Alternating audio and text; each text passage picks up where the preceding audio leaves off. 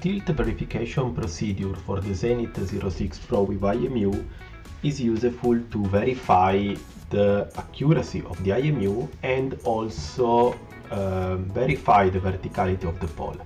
We can start the procedure after we initialize the IMU. The first step is to keep the pole vertical on a point and then press start to proceed with the calibration. After we start the calibration, following the indications on screen, we have to shake the pole back and forth for about 15 seconds.